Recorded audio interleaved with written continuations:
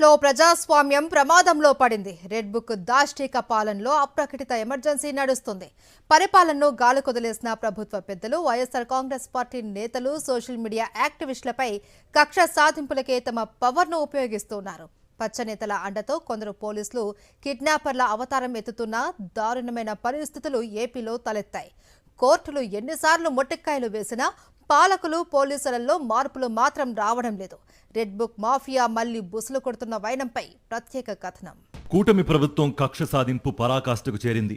వైఎస్ఆర్సీపీ నేతలే లక్ష్యంగా అక్రమ కేసులు, అరెస్టుల పరంపర కొనసాగుతోంది. నాటి ఎమర్జెన్సీ పాలన కన్నా నేడు రాష్ట్రంలో అంతకు మించిన అప్రకటిత ఎమర్జెన్సీ నడుస్తోంది అనడానికి కేవలం సోషల్ మీడియా పోస్టుల ఆధారంగా జరుగుతున్న అరెస్టులే నిదర్శనంగా నిలుస్తున్నాయి. పోలీస్ వ్యవస్థను కక్ష సాధింపులకే వాడుకుంటున్నారు.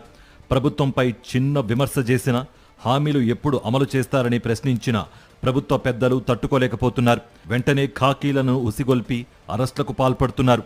తాజాగా గత కొద్ది రోజులుగా జరుగుతున్న పరిణామాలను చూస్తుంటే రాష్ట్రంలో ఎమర్జెన్సీని మించిన అక్రమ కేసులు, అరెస్టులు జరుగుతున్నాయి. అధికారం కోసం ఎన్నికలకు ముందు చంద్రబాబు అండ్ కో నోటికొచ్చిన లెక్కలేనన్ని హామీలిచ్చారు. తీరా అధికారంలోకి వచ్చాక వాటిని అటకెక్కించేశారు. ఏడాదిన్నర పాలన గడిచిపోయింది. కానీ ఒక్కటంటే ఒక్క హామీ కూడా పూర్తిగా అమలు చేయకుండా ప్రజల్ని మోసం చేస్తున్నారు. హామీలు ఎప్పుడు అమలు చేస్తారని ఎవరు ప్రశ్నించినా ప్రభుత్వ పెద్దలు ఓర్వలేకపోతున్నారు. ప్రశ్నించిన వారిపై కక్షగట్టి అక్రమ కేసులు బనాయించి ముప్పు తిప్పలు పెడుతున్నారు. సోషల్ మీడియాలో ఎవరు ప్రశ్నించినా, కనీసం లైక్, షేర్ చేసినా, కామెంట్లు చేసినా చంద్రబాబు, ఆయన తనయుడు లోకేష్ సహించలేకపోతున్నారు. పోలీసులను పంపించి ఏదో ఒక అక్రమ కేసు పెట్టి అరెస్ట్ చేయిస్తున్నారు. తాజాగా ఎన్ఆర్ఐ భాస్కర్ రెడ్డి అరెస్టులోనూ ఇదే జరిగింది. తన తండ్రి చనిపోవడంతో యూకే నుంచి వచ్చిన భాస్కర్ రెడ్డి అనే యువకుణ్ణి పెనమలూరు పోలీసులు వేధించిన వేధింపులు ఒక రేంజ్లో ఉన్నాయి. అసలు ఆయన్ను ఎందుకు అరెస్ట్ చేస్తున్నారో కూడా కుటుంబ సభ్యులకు చెప్పకుండా బయట అరెస్ట్ చేసి తీసుకువెళ్లిపోయారు. రహస్య ప్రాంతంలో ఉంచి తీవ్రంగా హింసించారు. ఆ తర్వాత కేసులు పెట్టి రిమాండ్కు పంపించారు. కొండారెడ్డి అనే యువకుడి మీదనైతే ఏకంగా డ్రగ్స్ కేసే పెట్టేశారు. విశాఖలో కాస్త యాక్టివ్గా ఉంటూ పార్టీ కార్యకలాపాల్లో పాల్గొంటున్నాడన్న కోణంతో కొండారెడ్డిపై వేధింపులకు దిగారు పోలీసులు. ఎప్పుడో 10 ఏళ్ల క్రితం పోస్టు పెట్టారన్న కారణంతో కూడా అరెస్టులు చేసిన సంఘటనలు రాష్ట్రంలో నెలకొన్నాయి. సినీ నటుడు, రచయిత పోసాని కృష్ణమురళి లాంటి వ్యక్తుల దగ్గర నుంచి senior journalist Kommineni Srinivasa Rao, cine director Ram Gopal Varma, ఇలా చెప్పుకుంటూ పోతే ఎవరిని వదలకుండా కేసులు, అరెస్టులు చేసి ప్రభుత్వ పెద్దలు తమ పైశాచిక ఆనందాన్ని పొందుతున్నారు. విజయవాడలో బుడమేరు వరద సాయంలో బాధితులకు అందించిన సహాయంలో జరిగిన అక్రమాలను ప్రశ్నిస్తే ఎంతమందిపై కేసులు పెట్టారో అందరికీ తెలిసిందే. తాజాగా కర్నూలు బస్సు ప్రమాదం అంశంలో కూడా కూటమి సర్కార్ వేధింపులు కొనసాగుతున్నాయి. పార్టీ రాష్ట్ర ప్రధాన కార్యదర్శి పూడి శ్రీహరికి పోలీసులు నోటీసులు జారీ చేశారు. ఏకంగా పార్టీ ఆఫీస్కు వచ్చి నోటీసులు ఇచ్చే సాహసం చేశారు.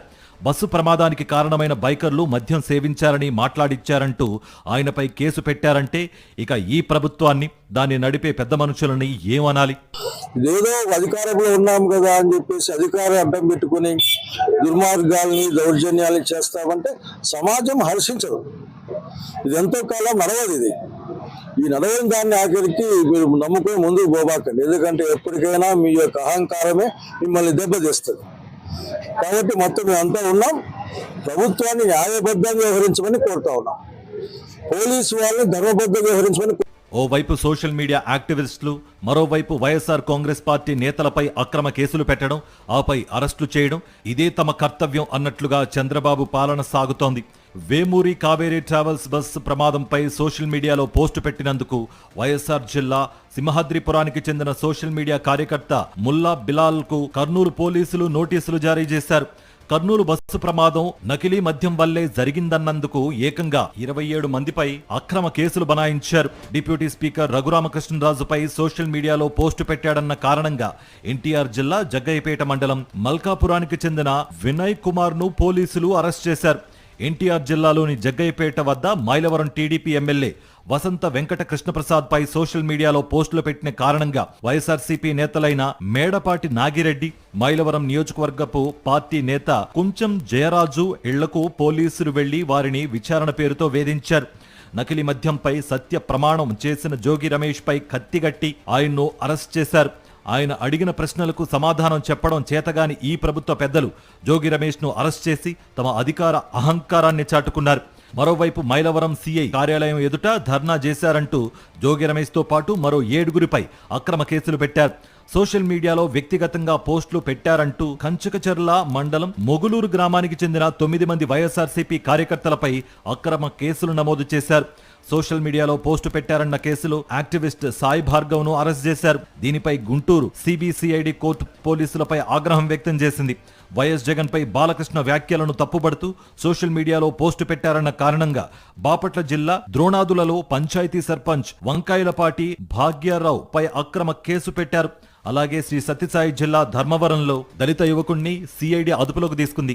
అసెంబ్లీలో అడ్డగోలుగా మాట్లాడిన బాలకృష్ణ వ్యాఖ్యలను తప్పుపట్టినందుకే పెద్ద సంఖ్యలో కేసులు బనాయించడం కూటమి ప్రభుత్వ దాష్టికానికి నిదర్శనంగా నిలుస్తోంది. ఇలా చెప్పుకుంటూ పోతే ఒకటా రెండా కొన్ని వేల సంఖ్యలో అక్రమ కేసులు పెట్టారు, అరెస్టులు చేస్తున్నారు.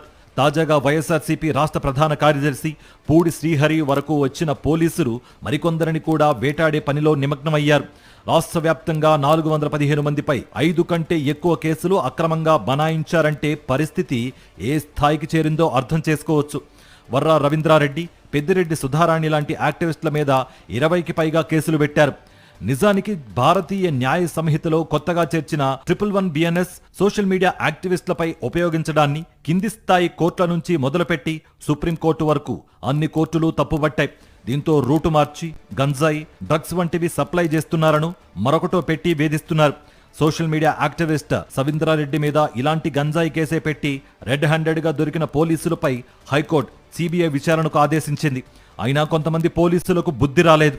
ప్రభుత్వ పెద్దల కనుసన్నల్లో మెలుగుతూ అక్రమ కేసులతో అరెస్టులకు దిగుతూ ఉండడంపై ప్రజాస్వామ్యవాదులు తీవ్రంగా ఆక్షేపిస్తున్నారు.